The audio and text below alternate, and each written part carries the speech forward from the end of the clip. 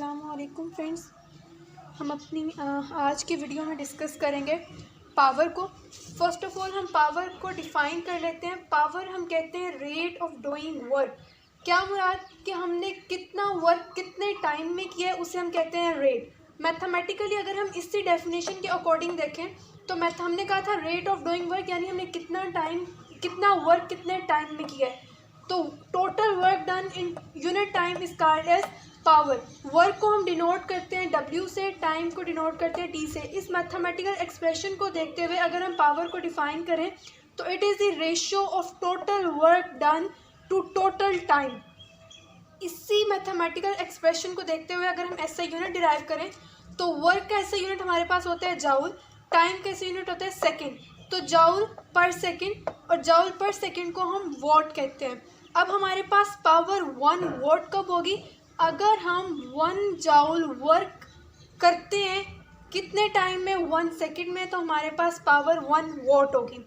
इसी SI unit को यानी कि जाउल पर सेकेंड को देखते हुए हम इसके डायमेंशंस निकालें तो डायमेंशन निकालने के लिए हम 3 क्वांटिटीज़ को कंसीडर करते हैं, मैस, लेंथ एंड टाइम। अब हम पावर के डायमेंशंस को डिटेल में डिस्कस करेंगे कि हम किस तरह से डायमेंशंस फाइंड आउट करते हैं। फर्स्ट ऑफ ऑल किसी भी चीज़ के डायमेंशंस फाइंड आउट करने के लिए हमें उसके फॉर्मूला को 3 क्वांटिटीज़ यानी मैस, लेंथ और टाइम तक सिंप्लीफाई करना होता है। हमने पावर के फॉर्मूले को डिस्कस किया था। पावर का फॉर्मूला था हमारे पास work done in unit time.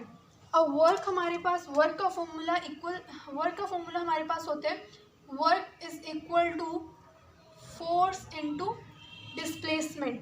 तो वो वर्क की जगह हमने उसका वो फॉर्मूला पुट कर दिया और टाइम हमारे पास वैसे ही आ गया। अब फोर्स हमारे पास, हमें पता है कि फोर्स हमारे पास होती है F is equal to ma यानी मैस इनटू एक्सेलरेशन। डिस्प्लेसमेंट हमने वैसे ही पुट कर लिया, टाइम भी हमने वैसे ही पुट कर लिया। अब हमारे पास पता है मैस हमने वैसे ही लिख लिया। एक्सेलरेशन का फॉर्मूला हमारे पास होता है velocity over time. Rate of change of velocity is called as acceleration.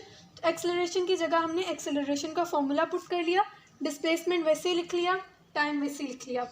Next हमें पता है वेलोसिटी का फॉर्मूला क्या होता है, rate of change of displacement is called as velocity या फिर rate of displacement is called as velocity. Velocity की जगह वेलोसिटी का फॉर्मूला पुट कर लिया, रिमेनिंग एक्सप्रेशन हमने वैसे ही लिख लिया।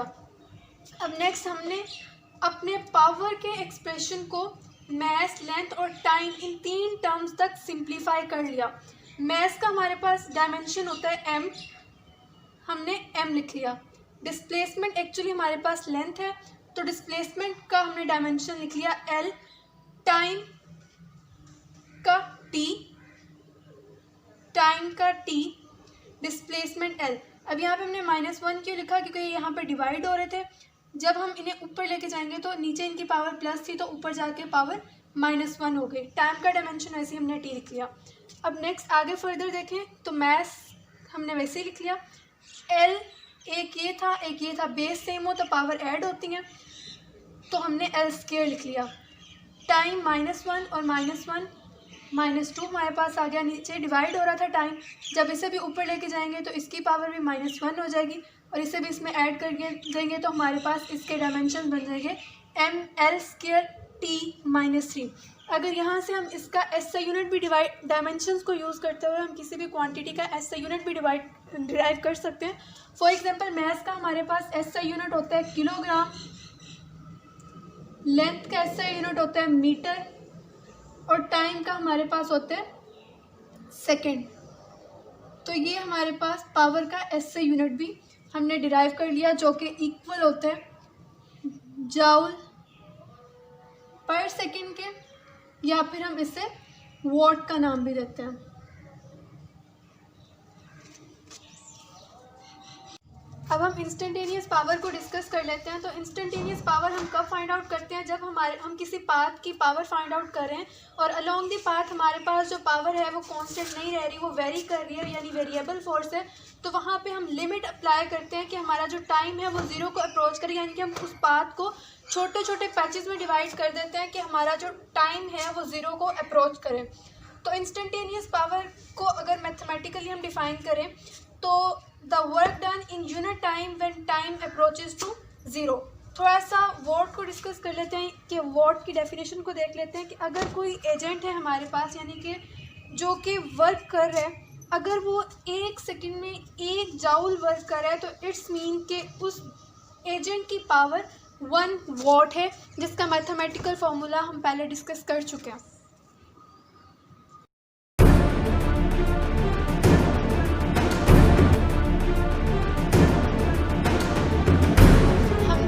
किया कि power is a scalar quantity but it is also the dot product of 2 vector quantities force and velocity.